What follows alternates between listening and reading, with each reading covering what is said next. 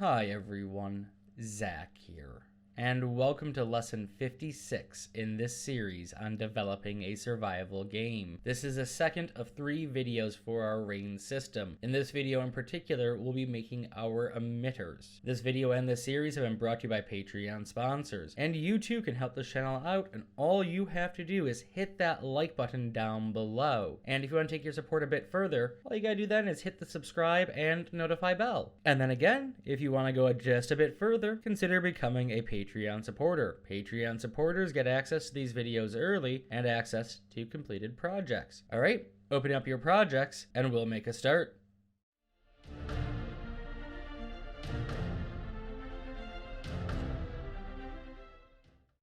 Hi everyone and welcome back to the editor. In this video we're going to create our Niagara Emitters for our rain system. So we're going to go over to our core, and in our core we're going to create a new folder called particle systems. Or particle, systems plural would be better. And in here we're going to create another subfolder called emitters, because technically they're not particle systems, they're emitters. The systems will go in here. So Niagara works in that you have an emitter, and then you have a system that uses that emitter. So we are going to start by right-clicking, going to FX, and going to Niagara Emitter. Technically, you could be doing this in the system itself and not create independent emitters. I don't like that way of working. We're going to do new emitter from template, and we're actually not going to use a template. We're going to use an empty one just because for some reason, I personally work better that way. I get that a lot of other people like taking things and changing it, but meh. Start with empty, and this will be NE underscore, so Niagara Emitter underscore rain, or actually base rain. Go ahead and open that up, pin this into the correct window, and like many people, I don't like this background. Yeah, I just don't. So what we can do is go to window, go to preview scene settings, and then go to not lighting, environment, and I'm gonna change my environment in here to have my daylight texture. I am going to also take this and hide my grid and switch back over to here. All right, with that done, the first thing I'm gonna do, just so we can get a better view of things, is go to my sprite render, and I'm gonna search for my N underscore raindrop. Put that in, and let's go back up to our emitter properties. So in our emitter properties, we need to have persistent IDs, and this is because we're going to be using a kill event. So we're going to have collision where it kills the particle. So we want that marked as true. Otherwise, you will get an error. If you want to switch over to GPU, do not do that here. You'll do that in the system, because we're going to use this for 2 different purposes. Let's go down to the emitter state, and we are going to change this to self. So life cycle is self. We will let it complete. It will be infinite. Everything in here remains the same. We are going to add another module to our emitter update called spawn rate. Under spawn rate, well, for now, we're going to change this in a moment. We're going to leave a default value of 10,000 in there. And you can see our particle is spawning in, but it is doing nothing. It's literally spawning in just right there in the center. Absolutely doing nada. So we'll come back to this in a moment. Actually, we'll probably come back to it in the next video to update it. Go down to our initialize particle, and what we're going to do for our lifetime here is we're going to do a random, and we are going to do it as a value of 4 and 1. So the max is 1, and the minimum is 4. Now it's a bit weird. For our mode, we'll do direct set, and in here we'll actually just cheat a bit. Let's go over to our materials from the last video. Let's go to our weather system. Let's go to our rain and our rain splash. I'm going to go into here, and I'm going to copy my hex linear code real quick. Close that out, and I'm gonna just apply that hex linear code here just for the time. Again, we will be changing this out in a moment or two. For our sprite attributes, we will do a random uniform. Actually, we'll do a ununiform setting here, so random non-uniform, and our size will be 115. 1.5 by 25, and this changes if you zoom in. You have this little sort of crystalline shape here. That is our raindrop shape. So you can futz with these numbers until you find the shape that you like. In fact, I actually might change this around while I'm doing this. Leave that at 15, maybe increase that a little bit to maybe 2. 2.5. There we go. So we get a little bit of variety in the width there. For our, well, everything else, we'll leave this as unset. Now, if you're using a pre-built one where this is not already defined or you don't get this option, so let me just show you the alternative, what it looks like. So I've had to go in and search for uniform range vector 2D, which is why I slightly paused while I was doing this because I was a bit confused. You can also see where we're going to change this out. Next, we are going to do add velocity. We're going to get a warning message. We will take care of that in just a moment. Don't worry about that right now. We need to add a solves and force velocity down here, but we'll take care of that, like I said, in a moment. For now, what I want you to do is under velocity, click this drop down and type in make vector. Now we have 3 values here. We are going to default our Z to negative 980. Why 980? Well, that is gravity. Well, on Earth at least, the average gravity. But remember, this is in centimeters or on real units, so we have to use 980 instead of 9.8. Our X and our Y's will be our wind direction. So we're gonna go to user exposed, type in float, and we're gonna make a float called wind X, and then we are going to duplicate this and make wind Y. Take your wind X and drag it over here until it replaces the X value, and same for your wind Y if it will let me. I'm getting a little bit of lag for some reason, mostly because I think I put more than 10,000. I put 100,000 in here. Let's redo this number to 10,000. So that's 10, 100,000, 10,000.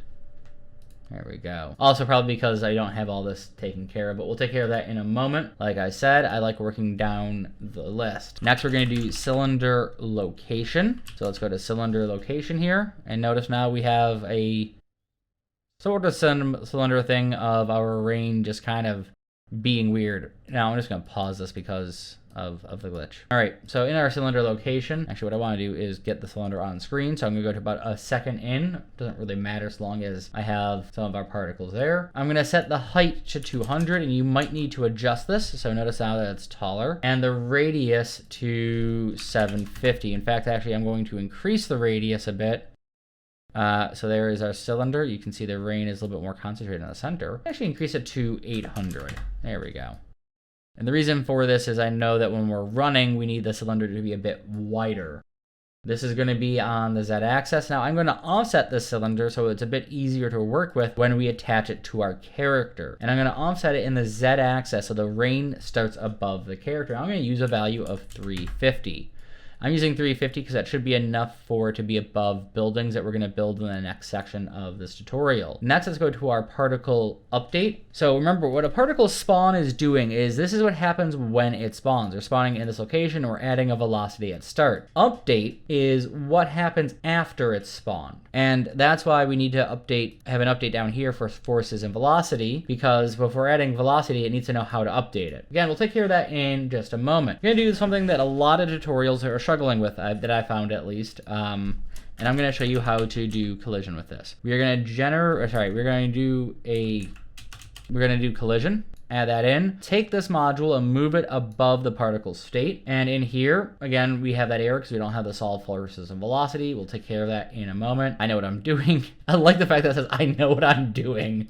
Dismiss issue. Actually, I really wish I hadn't done that because that's my way of checking I've done this correctly. But I trust myself because I have the test file over here where it does work. We aren't going to change anything in here. We are now, actually I'm going to right click collision, and I am going to insert below a solves force and velocity. And now I'm gonna hit play on this, and you can see we have a collision event happening where it's hitting the ground and it's just stopping. That's fine. We'll take care of what we want to do after that in a moment. Let's go to particle state. Nothing in here got changed, by the way. Let's go to particle state. We want to make sure this is kill. Yep. Now we're gonna add another node in called scale sprite size. So what scale sprite size is it changes the scale of the sprite size as it moves through the world. So as it updates. So it starts at one size, which we set up here randomly. And now we're going to change the size as it moves through the world. Now we could set the sizes directly, but I think that, we want some variety. So what we're going to do is we are going to take this and we're going to turn our 2D vector into a float.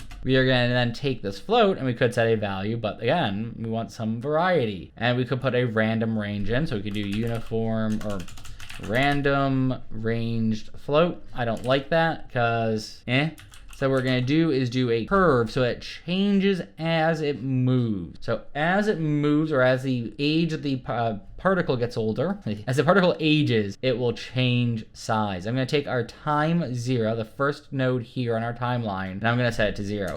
By the way, something really cool about this is if you go to curves, you can actually get this curve to show up over here. I actually forgot how to do that suddenly. Is it that button? There it is.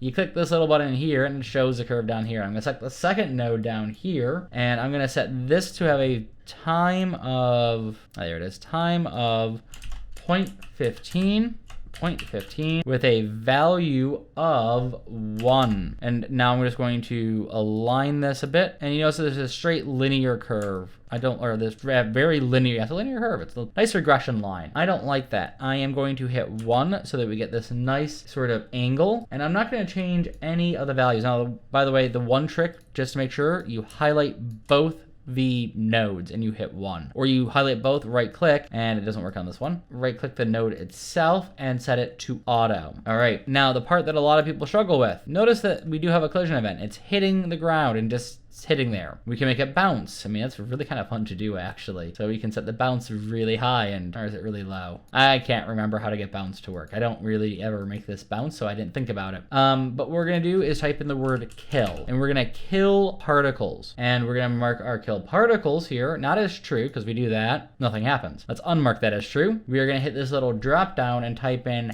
has collided. We want the particles has collided. It's a Boolean value. And now when they hit the ground, they will die. I know it's a little bit hard to see in this, but trust me, they will. Next, what we're going to do is hit a generate death event under update. And this is what's going to spawn in our splash and our impact points. So there we go. We have our generate death event. We're not going to do anything with it right now. And now let's go back to our sprite renderer. We're not done here yet. We want to go to alignment, and we want to make this velocity aligned. All right. We want to go back to our initialized particle. We want to create a new user exposed variable called linear color, and this will be called rain color. We're gonna select this node, drag it here. Yeah, our rain's gonna go white again instead of having that nice little blue color to it. We're using that as a placeholder color just for this test. Go ahead, hit apply, hit save. We're not done with our system, but this is the base part that we need to get it to work in our system. We're gonna go back to our particle emitters. We're gonna create another emitter here called NE. So right click, Niagara Emitters. Again, template, blank, empty. And this will be NE rain impact. All right. Go ahead and save that. Not sure what I was doing there. Go ahead and open it. And in here, we're gonna, again, start down with our renderer. We're gonna change this over to our rain impact. We will then go back to the top of this thing. Let's look at our emitter properties. We do not need to change anything in here, so we're fine there. Let's go down to our emitter state. And again, we're gonna change this to self. We are gonna leave all these as is, and then we're gonna go down to our spawn. And here under our lifetime, just to show you a different way to do this, you could type in uniform range float. And I'm gonna just set this to 0.15 to 0.25. For our color code here, we're actually going to do a direct set. For now, let's just create a linear color. This will be our rain impact color, because we're going to use different colors for the different stages. Put that into there. For mass, if you really want to give it mass, you can do a direct set of 1, but the unset is also a set of 1, so it doesn't really matter all that much. For our sprite size, we will do a random non-uniform of 0.5 to 0.5 and of 1.5 to 1.5. For everything else, we'll leave it as is. And then, I don't know why that's actually different in this version, but okay. And let's go down to particle state. We have nothing to add there, or nothing to change there. We do have to add a node in called solve, force, and velocity. Our dear old friend is back. And we need this because we're gonna scale our sprite size over time. So we're gonna do a scale sprite size. And again, we're going to convert this from a 2D vector to a float. From this float, we're going to go into a curve so the size of it changes over the normalized age of the particle. And in this case, let's go over to our curves. Let's just add this in over here, and let's add in a third point in the center there. So I'm going to select the first point, and I'm going to set the values to 0 and 0. So time 0, value 0. At my center point here, or what will be my center point, I am going to set the time to 0.5 and the value to 1. And this is already 0, 0, so it's fine. I'm going to hold shift and marquee select the other two nodes and hit 1. So we get this curve. Now, if you want to make some little changes here, you can tweak the curve a bit. I am not going to. I'm happy with it as is. The next two things I'm going to do will not actually work, and actually, well, if it did work, I'm trying to think how to explain this. If it did work, it's not going to work because this is where we're going to handle the fact that we're spawning in an amount based on the death event of the other one. So under add event handler, hit a plus, and notice now we have a new event handler. We can add a name here if we really felt like it. I'm going to skip that for now. So with the event handler properties, we're going to do event source unsigned because we can't change it here. We can only change it in our system. We will do every particle. We will leave this at 0 and 0 for now. It's actually going to be spawned random. But no, that's the next one. It's going to be spawned random. I lied to you. And then to make that system work, we're going to do a receive death event. Again, this won't work because we're not in the Niagara system. It's going to receive this death event here. And then on our sprite render, I think we have everything that we need. Go ahead, save, apply, and let's create our third emitter. So fx, Niagara emitter, create new, empty. I wonder if it's because I'm using empty. I think in one of my tests I didn't use empty. And this is going to be our rain splash emitter. Let's open this up. Just going to quickly save everything. And then once that's done saving, I'm going to go to my renderer and I'm going to do my rain splash. All right, let's go back to our top here. And we do not need to change any of this. Let's go to our emitter state. And in our emitter state, we do need to change this to self. We will do everything else as default. Let's go over to our initialize. We will change this, because I like the direct set being put there, to uniform, or ununiform. Interesting. Okay, so I'm going to do random, I guess. Lifetime will be 0.4 to 0.5. I'm not sure why this is different in this version. They're literally the same projects. Our color will be a direct set. And again, let's create a linear color here. And this will be our rain splash color. Let's just drag that over here. For our size, we will do a random non-uniform of 0.5 to 1 and 1.3 to 3.5. Wasn't I able to do that in this last one? Yeah, it was. Random. Okay. I'm not so concerned about that, honestly. All right, everything else is set up correctly. Then we're gonna go into our particle state. And if you have not worked out, might be some differences in what you get versus what I get, but everything is in there. You're gonna need to do a little bit of looking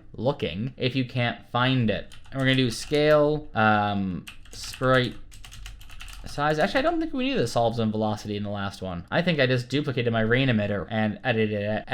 I hate that word. Changed it for what I need. We're gonna make this a float like before, but this time it's gonna work a bit differently. We're gonna do a curve like before, and I really don't like working that thing down there, so I'm just gonna highlight this node here, because then it doesn't vanish when I move my mouse. And I'm gonna set it to 0.5 by 1, and I'm going to just resize that again. Select my second node down here, and it's 1 and 0, which is what I want. And I'm going to select both nodes, and I hit 1. This time I am actually going to change the curve a bit. I'm gonna take the node on the left here, my time 1 node, or point, and I'm going to push this curve upwards just a bit, and everything else will remain the same. Next, I'm going to add gravity. We're going to get an error with this one because this one does need solves, force, and velocity, and I am not going to change anything here. It's moving downwards. Yay! So let's just add our solves, forces, and velocity. We make no changes there. We are going to add in an event handler because it's going to also receive this death event. So for this one, we will do event unassigned because we're not in the system. We can't can't assign it yet. We will do receive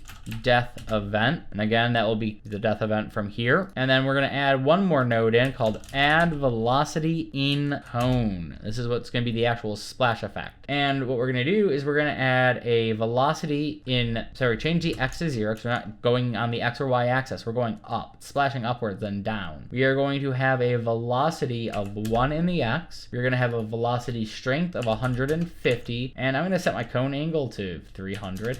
All right, let's go back to our sprite renderer here, and we are going to do a velocity aligned, and that's it. Now, I have gone through this fairly quickly, and it's still 20 minutes long. This is why we didn't do this as one thing, materials then this. Also why we aren't fully setting up our systems. You can't just drag these into the world. We have to set up our emitter systems, which will mean we'll be making updates to this actually as we move forward. But this is the base of our fairly complex rain system. What I want to do really quickly is talk through some of the updates that we are going to make. So if you're done and you want to go on to the next video, feel free to skip at this point. I'll be probably talking about this in the next video as well. So the reason why, and a lot of people will set this to GPU. The reason why we aren't doing that is we can't with a death event. You'll get an error, by the way, if you do. There's that error. You'll also get the bound stuff as well. Actually, that's just the bound stuff. If you put it in the system with the GPU, you'll get the error. Now, the other reason why is we're actually going to have this emitter in there twice. One will be our advanced emitter, which is the death event emitter. The other will be the base emitter. And only 25%, which is why I said we're going to change this number down the road, of our spawned rain particles are going to have the impacts and splashes. Otherwise, it's going to be very taxing on the system. 75% will just die on collision. So we can, on that 75%, switch over to a GPU simulation if you want. It should still work perfectly fine. So again, let's just walk through what we're doing. So we are setting an emitter state. We're saying how long we want the emitter to run for. So we go to our timeline. That's that loop down here. That's what that 1 second is. That's a second over there. At 1 second, it loops back. It does this infinitely. We are saying how many we want to spawn. So we want to spawn at a given time 10,000. Now you notice the number is above 10,000. Well, it's spawning and spawning infinitely. And as they fall, the 350 Unreal units, they're still spawning some at the top. So you're getting different amounts. Then we have our initialized particle. And what our initialized particle is doing is saying first, how long is our life going to be? And in fact, we could actually do this as direct set and then change this to random if we really felt like it.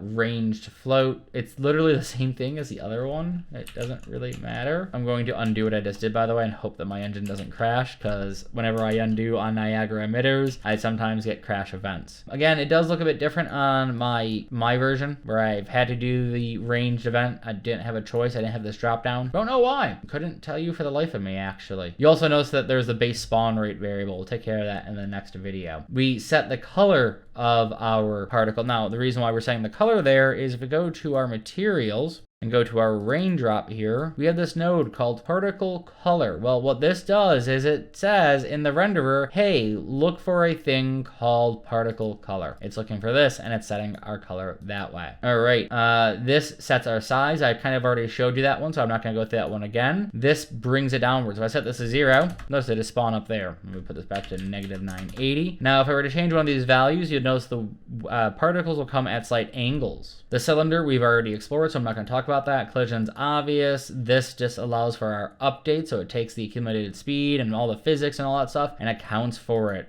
Let's go to our size. Well, let me just resize that. Our particles change size with time. This should represent the size change as we move through the time where it's falling from the sky downwards. We use age to do that though. All right, then we have kill particles, which when they have collided, and this is the part that a lot of people seem not to know exists, because I've seen so many different things on the forums where I've never seen someone actually say, hey, this bool exists, use it. I've seen people create this bool where we would collide, we kill the particle. So kill particle, we set it to have we collided. So we don't actually, that's why we don't change any of these settings in here. And then we generate a death event that the other two events will pick up on. And we'll talk more about that in the next video. All the same things I've talked talked about there apply for these other two emitters. So hopefully my little explanation of things at the end cleared up anything that I glossed over in the video proper. And I realized that took me another 6 minutes to explain, so we're nearly 30 minutes into the recording. So I'm going to end it here, and in the next video what we are going to do is actually make our rain emitter system. All of that said, if you've enjoyed working on your rain system, if you learned something about Niagara particle emitters and